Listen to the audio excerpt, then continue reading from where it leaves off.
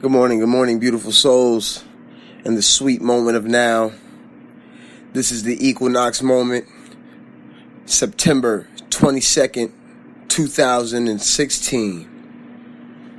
I have conversations with people, certain souls, and we speak about the infinite nature of our inner selves and the fact that we are creator and that we are gods in all realities and all ways that you can use the term. When I have conversations with certain souls who are more entrenched in the sense of separation when it comes to their lives, their dreams, the people within their lives, and the creator of this experience. When I have these conversations with these people, they often resort back to the sense of powerlessness that the body vehicle can invoke. While consciousness or the universe is embodied within the human vehicle, the sense of manifestation, the sense of me being able to create my world greatly decreases. Growing up in the societies that we have and the programming that the society uses on the souls, it screams of anything outside of ourselves. It screams of the objects. It screams of needing money to manifest whatever it is that we are trying to achieve. It screams of objects solving the problems of human interaction. It negates the emotions. It negates the thoughts. It eliminates the human consciousness that actually creates the objects in the world that we experience. Now, I had a conversation actually last night, and someone was telling me that as a human, we have to learn to be humble, and we have to learn to distinguish our human side from our creator side. And intuitively, I was reading this person's energy, and there was a disempowerment that continued to come up.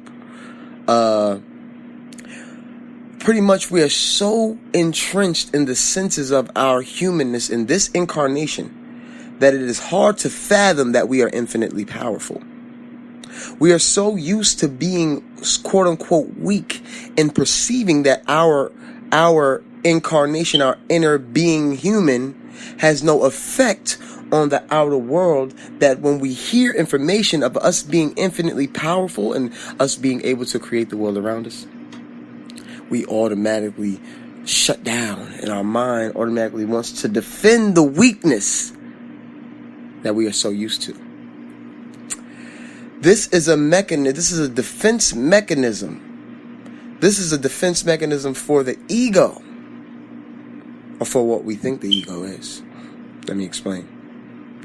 We are used to being quote unquote powerless. We are used to being fearful in our reality, and when it comes to us being able to create our world. So when it comes to having the thought that we can create anything, we automatically get in defense mode. We automatically say, hold on, I don't think that I'm that powerful. There has to be another force outside of me that is creating this. There has to be something besides this being that is not powerful that is creating the world around me and creating the manifestations that I wish to experience.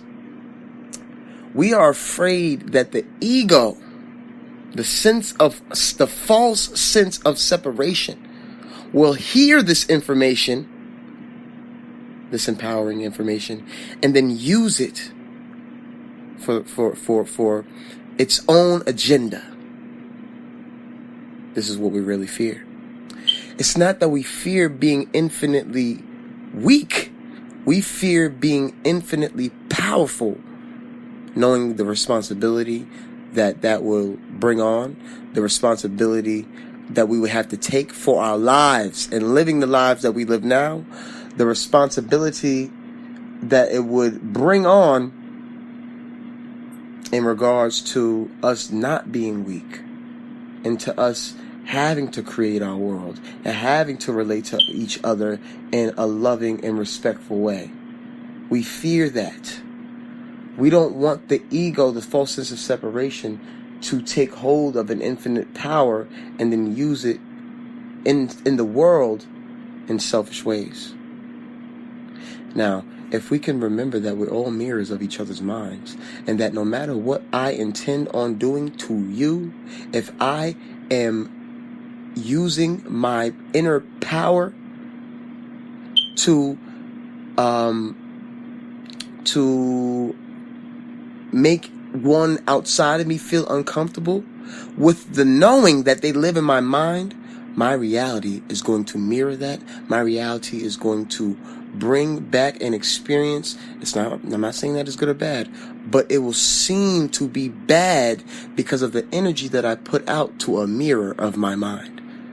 The false sense of separation that you're there and I'm over here creates the experience that I can use you to further my agenda, or use the objects in my world and to have a lack of integrity when doing so. This is the hump that we are getting over now.